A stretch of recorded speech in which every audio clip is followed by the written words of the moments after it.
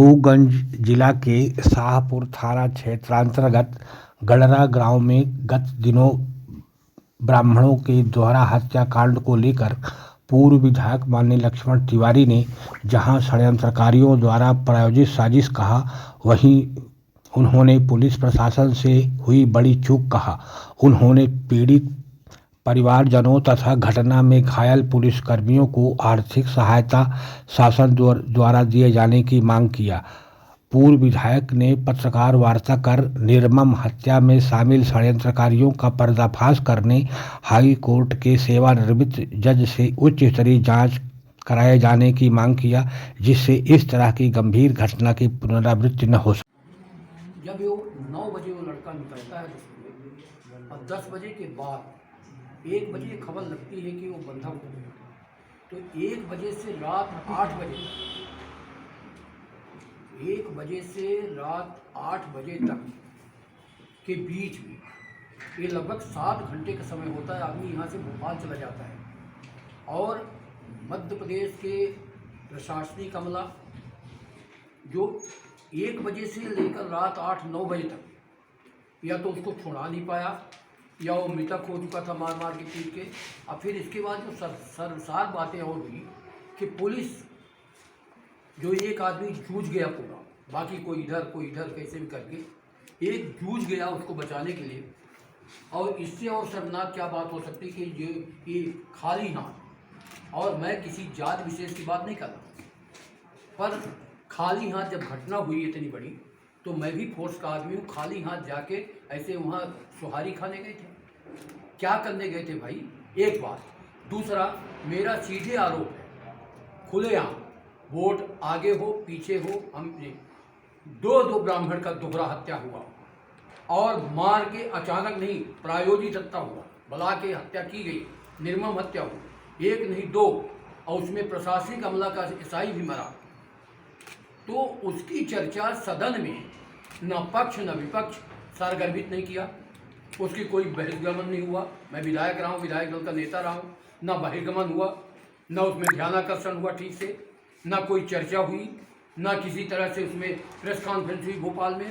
एक मंडला की घटना, कामोवेश तो किसी जात विशेष के, उसको लेकर बहिर्गमन भी हुआ, प्रेस कॉन्फ्रेंस भी हुआ, नोक झोंक भी हुई, अदला बदला भी हुआ। ये क्या तरीका है? इस देश में कैसे लोग जिएंगे? तब तो खुलेआम अब ये मानना चाहिए कि केवल वहाँ का विधायक और वहाँ विधायक का लड़ने वाला दूसरा आरोपी, मैं नाम दोनों को नहीं ले रहा हूँ, इतना कहे कि एक कहे कि जंगल राज है और एक कहे कि दुर्भाग्यपूर्ण है, इससे मामला निपट गया।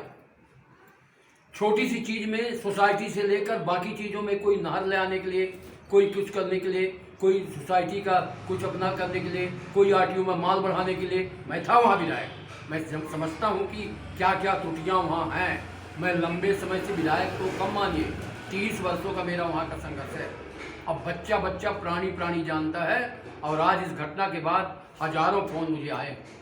मैं अस्वस्थ था, मैं परसों ही आया, ये हजारों फ़ोन आए और सब ने यही वेदना व्यक्त किया कि काश आज लक्ष्मण तिवारी यहाँ एमएलए होते या लक्ष्मण तिवारी राजनीति में यहाँ सक्रिय होते तो ये घटना इतनी बड़ी होती कि ना होती है तो ईश्वर जाने, पर लोगों का मानना है कि इतनी बड़ी घटना ना होती, और होती तो फिर कोई सारगर्भित परिणाम आते। ये किसी के बस में नहीं है कि किसका जन्म किसके घर में होगा।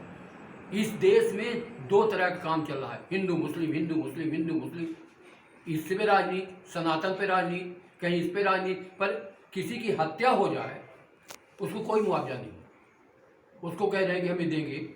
मैं 3 तरह की मांग करता हूँ। एक तो आर्थिक सहायता उन पीड़ित परिवारों को भी दी जाए, चाहे वो पुलिस का हो, चाहे वो घटनाक्रम वाले का हो, चाहे गांव का हो। और दूसरा, इसको हाई कोर्ट के रिटायर्ड जज से, ये मजिस्ट्रियल जांच कुछ नहीं होती, हम लोग सब देख रहे हैं, सुनने में है, जांच हो गई 10 दिन 15 दिन, ये हो, हाई कोर्ट के रिटायर्ड जज से उच्च स्तरीय इसकी मजिस्ट्रियल जांच होनी चाहिए, नंबर 2। और नंबर 3, फोर्स जिला बनने के बाद, जिला हमने बनवाया, ये हमारे जनपद नहीं सुन रहे होंगे, तुम्हारा क्या लगा है? मेरा 3-4 साल का वहाँ विधायक की तनख्वाह से लेकर खून पसीना लगा है। जिस पेड़ के नीचे हमने पेड़ लगा के रेस्ट हाउस के सामने हमने जो धरना शुरू किया था वो फल देने लगा पेड़। वो आज भी अब नंगे पांव मोटरसाइकिल में यात्राएं, जिसमें यात्राएं, वो चिन्ह रैली, फलाना रैली, आज वो जिला बना। तो हमको लग रहा है कि वो जिला अभिशाप की तरफ ही हमारे नेता ले जाए।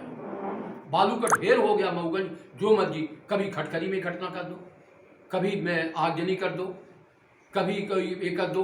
और वहाँ के प्रतिनिधि लोग, मैं दुर्भाग्यपूर्ण मानता हूँ तीसरा कि मैं खुलेआम कहता हूँ कि रीवा संभाग का, खासतौर पर रीवा जिले का ब्राह्मण नेता एक शब्द नहीं बोला तो किस बात के लेके मुँह के किसी के ब्राह्मणों के घरे जाएंगे।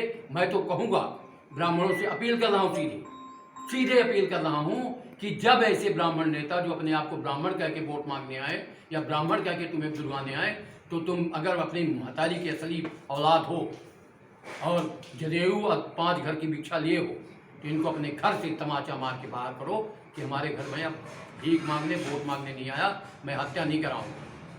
मैं उन आदिवासियों का दोष इतना नहीं मानता। आदिवासी हैं, कम पढ़े लिखे हैं, गुजारा मात के लिए हो सकता है कि उनके रजनीश की मैं उनको उनके बाबा का नाम था पटवारी थे गुरुप्रसाद, और उनके डॉक्टर है, उनका लड़का, एक लड़के का लड़का गुजरात में एडीजी मतलब जज है।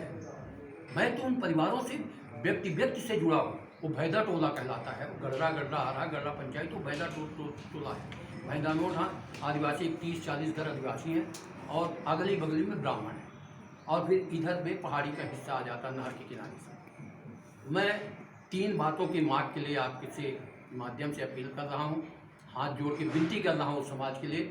यद्यप मैं अब हमारी वो जान जहान नहीं है, स्वास्थ्य इतना ठीक नहीं है, अगर इसके बाद भी अगर समाज मुझे कहेगा कि ऐसा करना है तो मैं भी एक शहीदी दे दूंगा। अब मानूंगा कि समाज में पैदा हुआ था, समाज के लिए चल रहा हूँ। मैं उकसाने के लिए बात नहीं कह रहा हूँ, मैं उन आदिवासियों का इतना दोष नहीं मानता हूँ। कोई न कोई जांच होगी, कोई जड़ में कोई बात होगी, चाहे जो भी बात हो। और अगर उनकी आदिवासियों की इतनी हिम्मत पड़ गई तो वो इतनी बड़ी घटना कर डाले और जाति विशेष के नाम पर ये सारा खेल कर रहे हैं राजनीति में, नेतागिरी में, तो लोकतंत्र बचा कहाँ। केवल इन्हीं बातों के लिए मैं आज आपसे रूबरू होने के लिए आया हूँ। और मैं उम्मीद करता हूँ कि ये बहुत प्रमुख खबर है कि देश में चलने के लिए जात के नाम पर अगर ये देश चलेगा, राजनीति चलेगी, तो हमको नहीं लगता कि लोकतंत्र अब जात के नाम पर इतनी सी बात।